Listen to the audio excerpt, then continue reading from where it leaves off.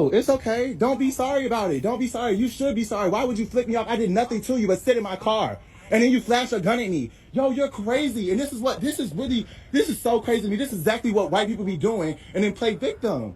Oh, liberals and black people just assume that all white people like me are racist, blah, blah, blah, blah, blah. Yeah, and they are absolutely right to do that. Do you want to know why? Because a white person will see the... What's up, guys? Welcome back to the channel. Thank you so much for tuning in. If it's your first time, kindly subscribe. I appreciate that.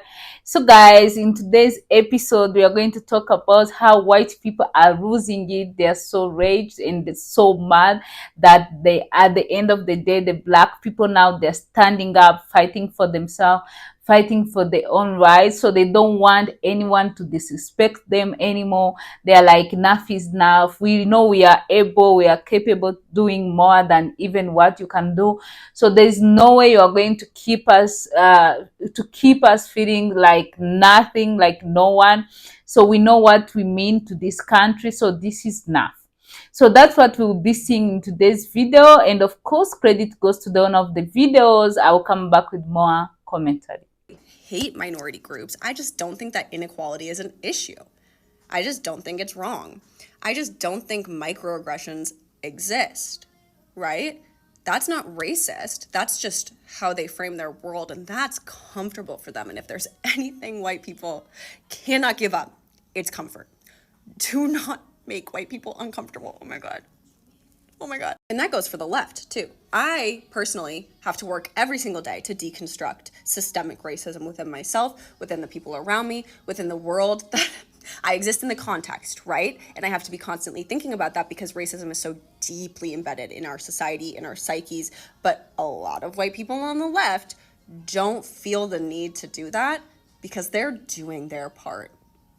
They're not voting for racism, so they're not racist. If they don't learn about microaggressions, then they don't have to acknowledge that they exist, and they don't have to call themselves or their friends out for doing them, right? If they call people out for saying the M-word, if they go, hey, don't say that, that's doing their part. It would be really uncomfortable for them to have to learn about the way that white supremacy exists in our society. And they don't want to be uncomfortable. Don't make them uncomfortable. Don't fight white supremacy. They're going to hate it. And this isn't an excuse at all, but this binary view of racism isn't helpful and it's not productive to think that like everyone who's racist knows it and says like, I hate minorities. It almost views it in the same lens that they view it. Racism is never okay on any level, but it isn't a binary thing. It's not lacking in nuance. Like there is a lot of nuance. There's no justification, but there are different types of racists. There are different understandings of racism, and to not acknowledge that does us all a disservice. Actually, guys, you can see the fear in them because, you know, when you used to control someone and one day they're like, no more.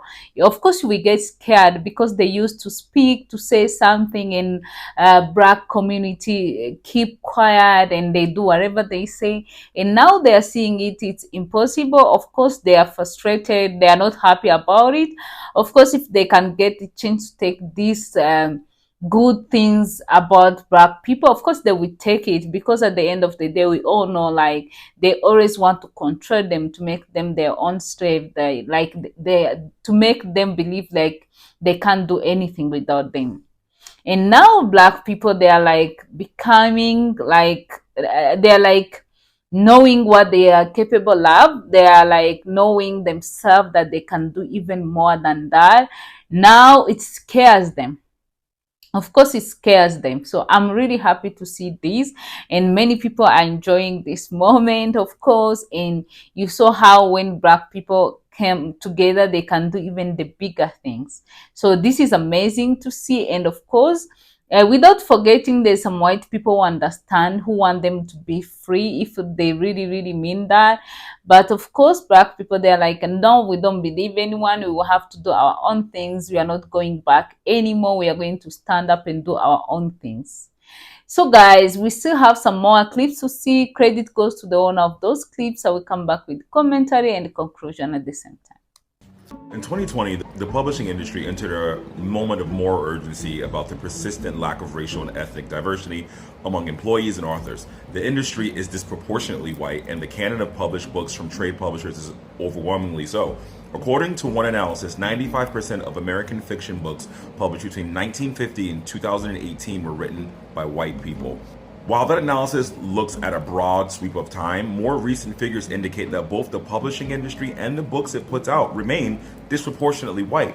The lack of diversity in the ranks of publishing professionals and in works brought to the market are linked. In a cultural industry like publishing, where subjective interpretations of what constitutes good or marketable literature are a major determinant of what gets published, the whiteness of the industry staff has accompanied largely white cadre of published authors. Not only is the United States a demographically diverse nation, as of the last census, an estimated 42% of the country are people of color.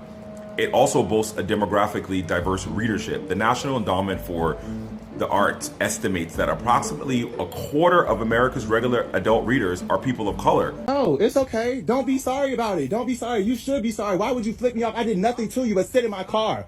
And then you flash a gun at me. Yo, you're crazy. And this is so crazy to me. This is exactly what white people be doing. And then play victim. Play victim. That is so crazy. Please go in your house, sir.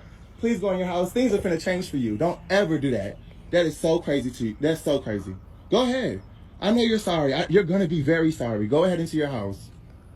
Yo, he flashed a whole gun at me. I'm sitting here waiting on my friend. He flashed a whole gun. So guys, actually, if you're black, you already know what I'm talking about. You remember the moment you started like walking up, like standing up online, they tried to scare you, but you guys, you are like, no more. We are not scared of you anymore.